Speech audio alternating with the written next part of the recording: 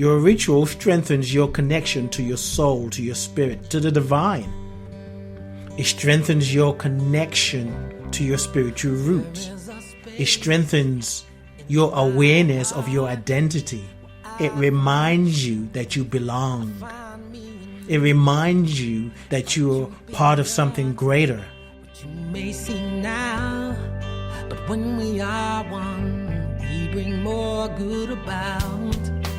No matter who or what you call yourself or where you come from, yeah, there is a place in this world with open arms right now. Welcome to love, welcome to peace, welcome to our community. Yes, yes, yes. You are welcome here. You are welcome to this house of love. Good morning, good afternoon, good evening, good night, and good day to you. Wherever you are at this very moment in time. Thank you for deciding, for choosing to listen to another episode of Altogether Now, Being You, the journey back to self. I think I had a Sesame Street moment there. Thank you for taking the time to tune in, to listen, and to give yourself permission to be transformed.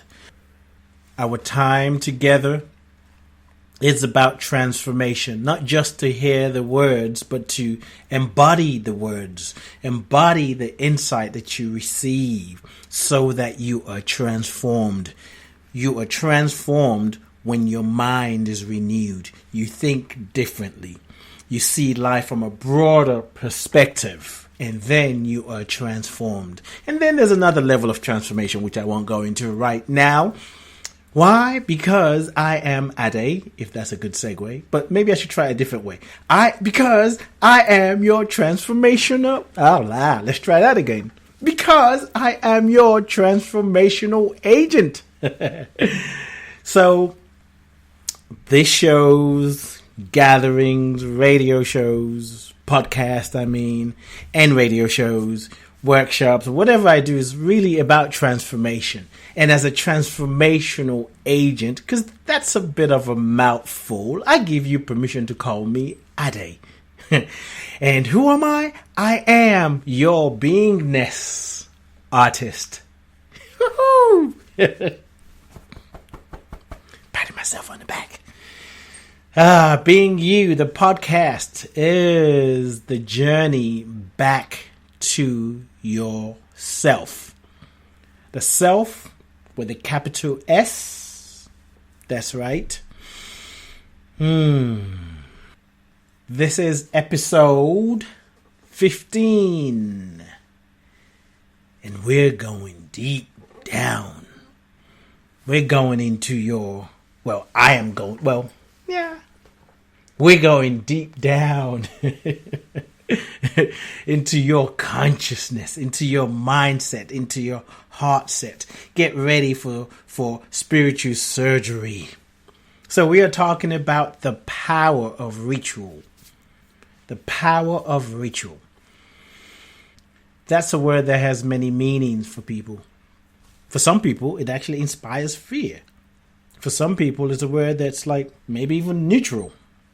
What I will say is, in order to embody, or actually I should say embrace the idea of ritual in a way that can support you on your spiritual journey, it is important to know yourself beyond your physical reality, because you're much more than that.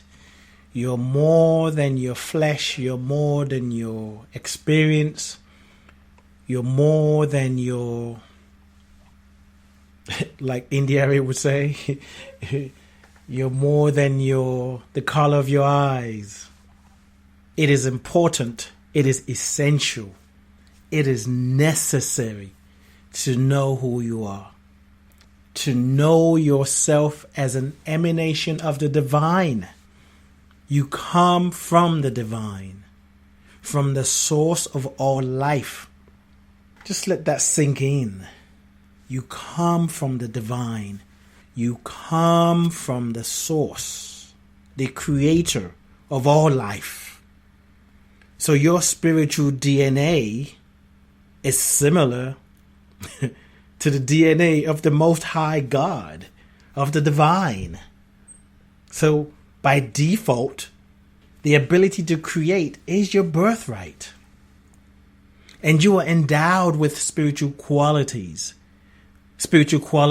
of love, faith, compassion, trust, empathy, beauty, creativity, joy, trust.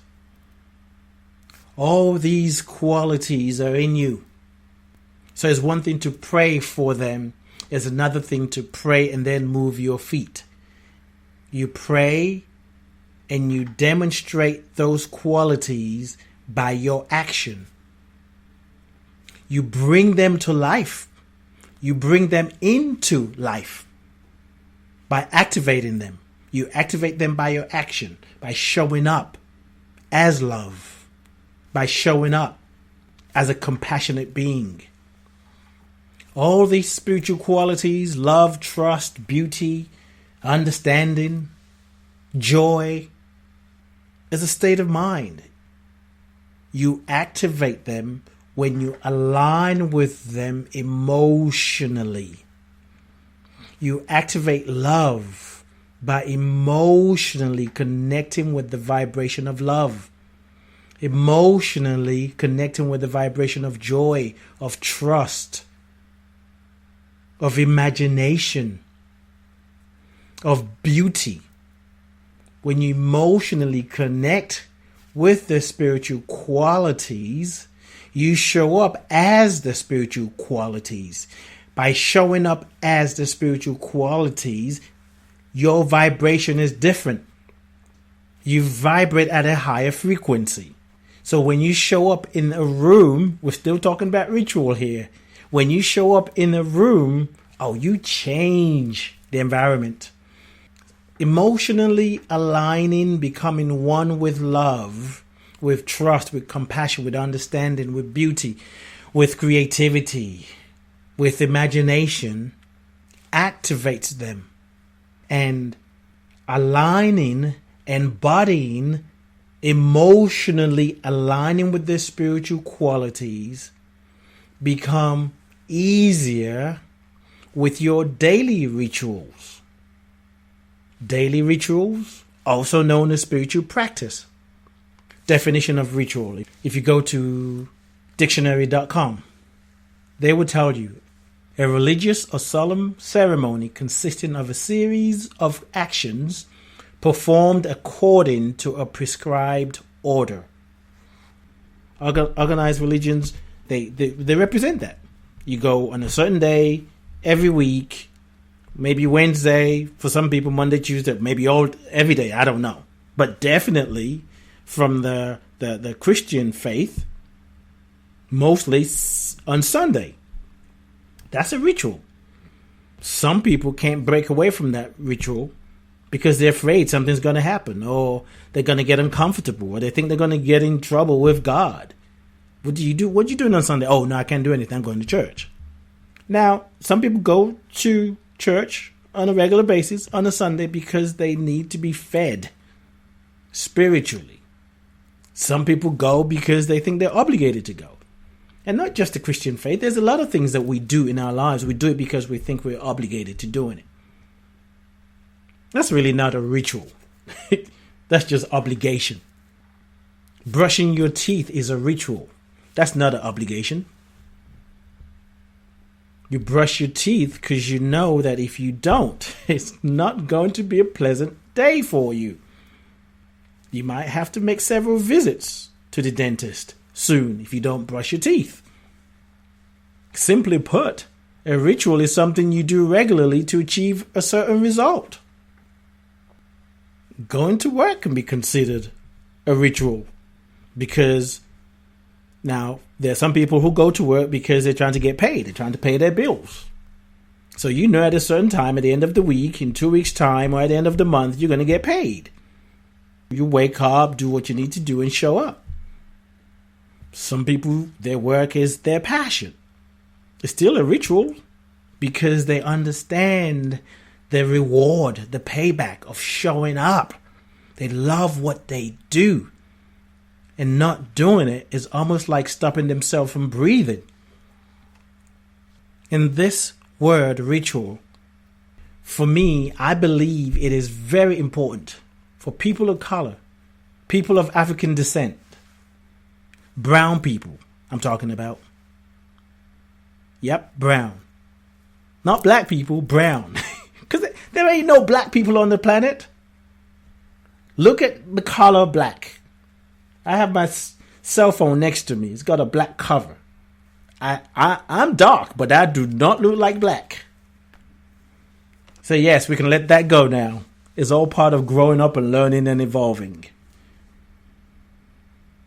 Ironically, October this month is the Black, air quotes, Black History Month in the United Kingdom. So right now it's the Black History Month.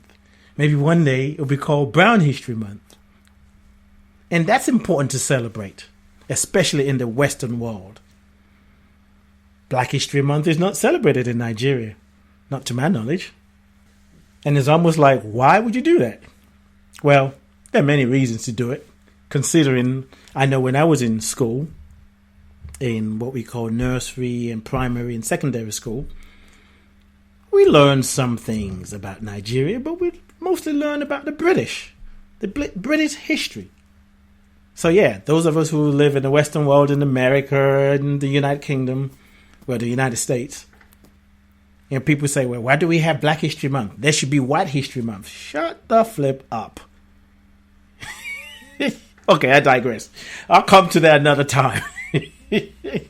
Brown people, people of African descent, need to reclaim the power of this word, ritual. Why? Because African rituals, spiritual practices, have been demonized. Our ways, the African culture, the tradition has been demonized by people who have no idea of the culture and tradition. Some of them believe their way is better or superior. And even, speaking of the Christian tradition, again, I've shared this many times. My spiritual journey started with through the path of Christianity, but a different kind of Christianity, practical Christianity, which is rooted in the idea that we are one with God. That the original sin is believing that we're separated from God. And we are all born worthy and valuable, and we are enough. And that's enough to say about that. So you will hear me use the reference. My mom was Christian, my dad is Muslim.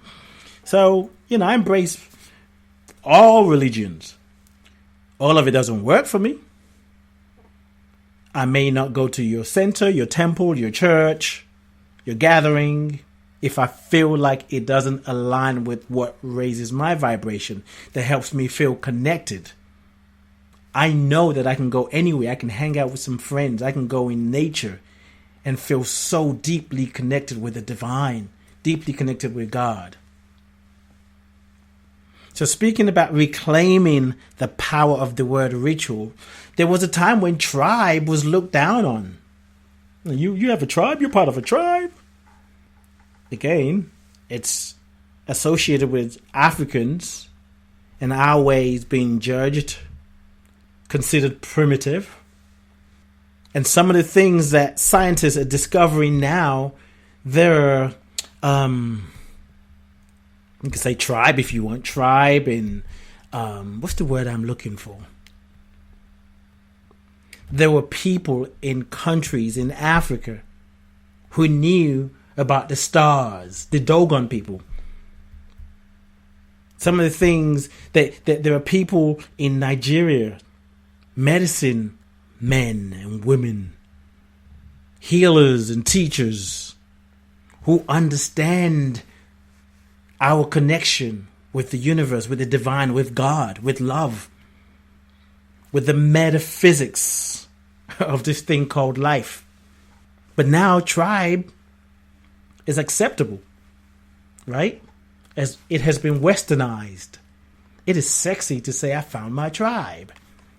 So yeah, those of us brown people, people of African descent, it is important to reclaim the power of our own culture. I mean, words have vibration. Words have a vibration, and the vibration that they have, the power that they have, is based on the power that we give them. I get that too. So we have the choice. We have the permission to infuse words with the energy, with the power that works for us. Reclaiming the African culture, the African way, the African ways, our traditions, spirituality is important because it affects how we show up in life, whether we show up as a victim or co-creator. And this is determined by our connection to our spiritual roots. So there are many rituals, there are many spiritual practices that we have that are available to connect to our spiritual roots. And when we connect to our spiritual roots, we are anchored. We are honoring and acknowledging the ways of our ancestors. You acknowledging the ways of your ancestors. You're strengthening your sense of self and your existence. When your connection to your ancestors, when your connection to your spiritual roots has been disrupted, disconnected, watered down, it shows up in all kinds of ways. One being, which is the most important one, that's what I was saying earlier, it's important to know yourself, is a lack of understanding of who you are. A lack of understanding of your own identity. There's a struggle with a sense of belonging. When your connection to your ancestry, your connection to your spiritual roots has been disrupted, interrupted, the healing, the correction is about embracing your lineage, your heritage. Even if your experience, your existence has inspired you to learn new ways of being. Spiritually, you've learned about other culture. It is important to honor your lineage, your heritage. Honoring your lineage, your heritage, your ancestry is strengthening your spiritual roots. We can see when there's been an interruption, a disruption of one's heritage in people who are adopted. Not all, but I've seen it, you've seen the documentaries about people who are adopted, and they feel like something is missing. They say that they feel like something is missing. Sometimes they don't even know they were adopted, but later on they discover that they were adopted. Some have a desire to look for their biological parents, and some don't. But the ones that do, we can learn from them. When they reconnect, yes, of course, there's some awkwardness. But you can also see them, it's almost like something is just clicking in place. You can feel and sense connection in a deeper way. So the same thing is true for us. When we reconnect with our spiritual roots, our spiritual parents, if you will, we feel a sense of connection, a sense of identity in a deeper way. We also live in a time now where a lot of people, particularly in the United States, doing DNA testing. If you watch somebody reading, looking at the results of their heritage, of their ancestry, it is an experience that is so moving, so touching. Some people will just start crying. They feel a sense of belonging. They feel something that's beyond words. Those of us that are on the spiritual path, a spiritual practice is a ritual. I write daily thoughts from the Hill for Hillside International Truth Center in Atlanta, Georgia. So I want to share one of the daily thoughts I wrote for the month of September 28th, 2019. And there's an affirmation and then a sort of breakdown of the affirmation. So here we go. I am committed to my spiritual practice. Daily spiritual practice is to the soul and mind what showering is to the physical body. It restores the soul and cleanses the mind of old and outdated belief systems. If we are to know ourselves as a spiritual being, we must commit to a daily spiritual practice. The practice transforms our perception from the inside out. I wake up each morning with my mind and soul stayed on spirit. I take a moment to be still and activate the presence and power of God within. With my thoughts, I set the tone for the kind of day I want to experience. I step out into the world, locked and loaded, with the guidance of the spiritual power of order. I glide through my day with a high yes factor. Thank you, order, in me, through me, as me, around me, through the Christ within. Order is a spiritual quality, is a spiritual power that is within each and every one of us. You may have heard this statement, order is the first law in the universe? No. Order is the first law in heaven, or something like that. So order is a spiritual quality that is within us that we must activate. We must demonstrate it. We must align with it if we want our life to reflect an orderly way of being. Order is the first law in heaven. Heaven is a state of consciousness, the never-ending good. So when there's order, there is clarity. When there's disorder, there is confusion. Do you have a daily ritual? Do you have a daily practice? Do you meditate? Do you pray? Do you communicate with your ancestors on a daily basis? Do you take a walk in the park, in the forest? Maybe light a candle to remind you of the light within you, the light that you are? Maybe there are other things that you do, but do you do them regularly enough? A ritual is something you do regularly to achieve a particular result. And because you are an emanation of the divine, you come from the source, you are an extension of God, an extension of love, extension of the Creator. Rituals, your spiritual practice strengthens your connection with your spiritual parents, which is your masculine energy and your feminine energy. There is power in ritual. The practice, the demonstration of these rituals, the spiritual practices, is for you. Your ritual strengthens your connection to your soul, to your spirit, to the divine. It strengthens your connection to your spiritual roots.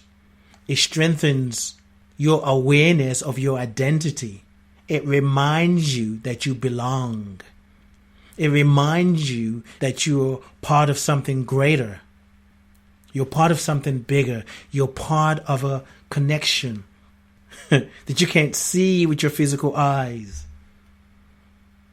There is a invisible thread that connects you with everything and everyone. And the more connected you are, the stronger you are. You think clearly. Your intuition is sharp. You're more intuitive. You are more available for the insights and the wisdom that is coming from within you. You're very clear when you hear the voice of the divine, the still small voice. There's less room for doubt. You just act on the inspired thought. You're more loving. You're more available to listen to others without running straight to judgment, because your spiritual roots are strong. You're connected to your ancestry. You're connected to the truth of who you are. You're not threatened or intimidated by somebody else. In fact, you recognize that you're one with them. I'm just thinking of something that just came to me, so I'm going to share it. I was going to say that you recognize that you are, you have the same parents. It just dropped in my awareness, and I start to think about it. Like, I don't know what I could do with that. But what I heard is your parents, our parents, is the masculine energy and the feminine energy. Then I heard the alpha and the omega. The alpha is the feminine energy. The omega is the masculine energy. Everything starts in that deep, dark, motherly space, that feminine energy. And then the masculine helps to shape it. The masculine is no better than the feminine, and the feminine is no better than the masculine. They all coexist. They all come together to birth you, to birth a new reality. It's more than male and female, as we are discovering, even though some people are resisting that. I get it. It just doesn't make sense with what they grew up with. It's about energy. It's about you being an extension of the divine. That your beginning is beyond your genitals, your sexuality. I'm talking to people who don't get it. Our existence go way, way, way, way back. We're part of a continuum. So if you're fixated on what people do in their bedroom, you're missing the point. Why not spend more time fixated on what you do in your bedroom and see if that's lifting you up, expanding your consciousness, supporting you to be more of who you are, or is it just something you do because you can? I digress. Sex is a ritual. It's a sacred ritual. It's a sacred practice. Having sex every morning. Phew. Anyway, having sex every morning is a ritual. And yes, it may be with yourself or with another. Oh, I heard something the other day that really brought me. I had to check myself. So I'm going to be very general, as I do sometimes. So there's a famous artist. She wrote a book, and there is a part in the book. I don't have the book, but she was being interviewed. So they brought up a chapter in her book where she was talking about self-pleasure. And she said that she believes that God looks away when you're having sex, because the interviewers were saying, don't you think God watches us when we're having sex? And she was like, no, I think God looks away because God is too, not holy. There's a word like that she used.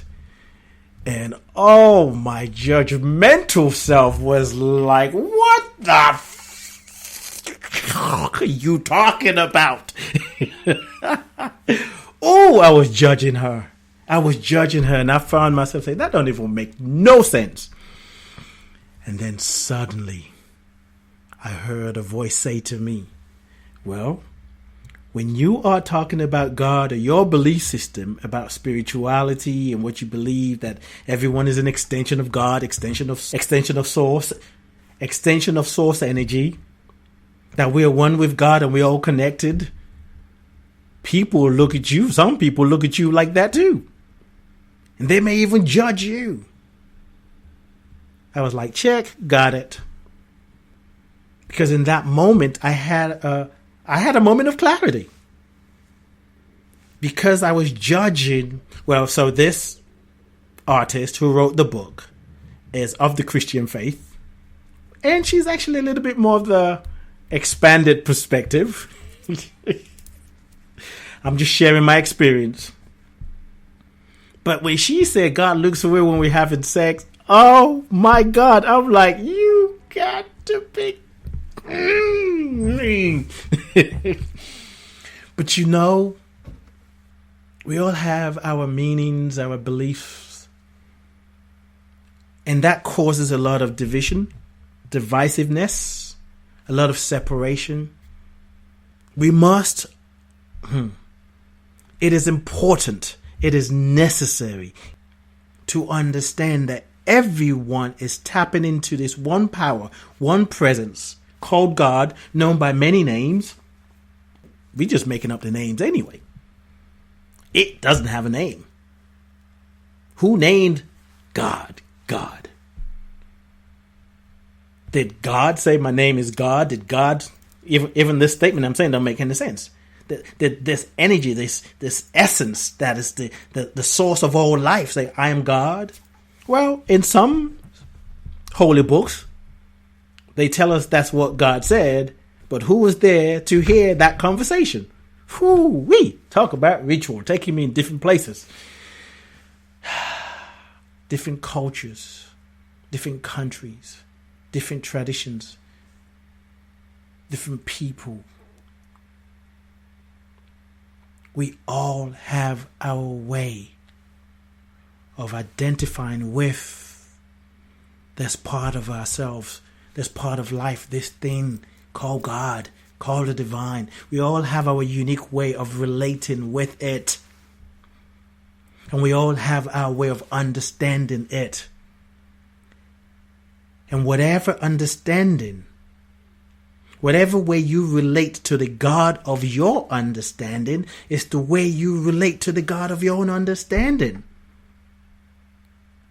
So rituals, spiritual practice, it's a way, it's a process. It's something you do to get clear about your own understanding of the divine.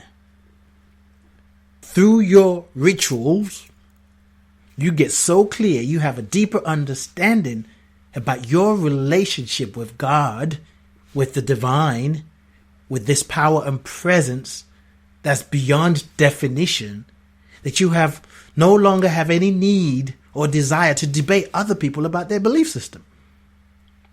And even if you do, when you do, quickly you could bring yourself back into alignment. You could say to yourself, ooh, wait a minute, what am I doing here? How did I get here? And you can forgive yourself. Rituals help you be more intuitive, more available, more willing to change, more flexible, and more embracing of this thing called life.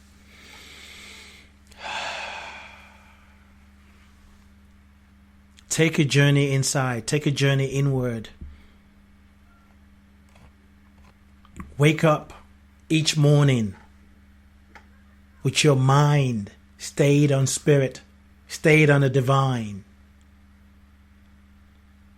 Take a moment to be still and activate the presence and power of God within you. Wake up and set the tone for the kind of day you want to experience. Because you are creating and co-creating with the divine.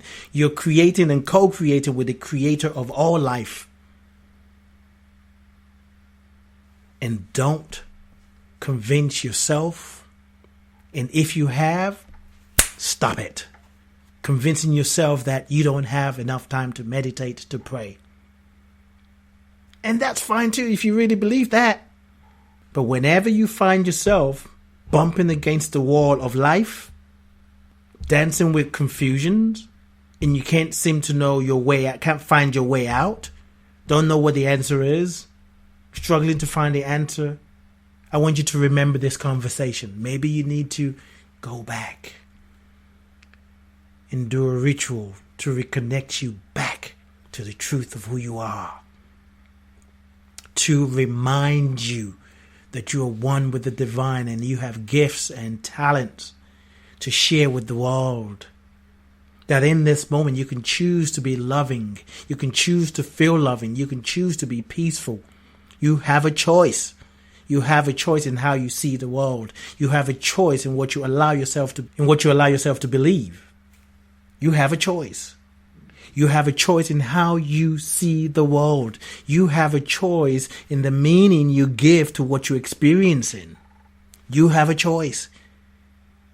Include some kind of ritual in your day-to-day activity, and you will make choices from a higher frequency, from a higher vibration, from a higher state of mind, from an emotional state that is aligned with truth, love, understanding, empathy, compassion, playfulness, joy, beauty, creativity. I can go on. Imagination, order, strength. Oh, I'm going to stop. It's getting gooder and gooder, and I can't stop, but I must stop. And I won't rap because I can't rap. Oh boy, yes, you know I am intoxicated. I am intoxicated right now with the Spirit.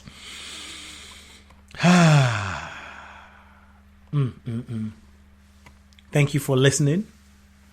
Thank you for being a part of this creation. Thank you for being a part of this ritual. This ritual, aka podcast, episode 15.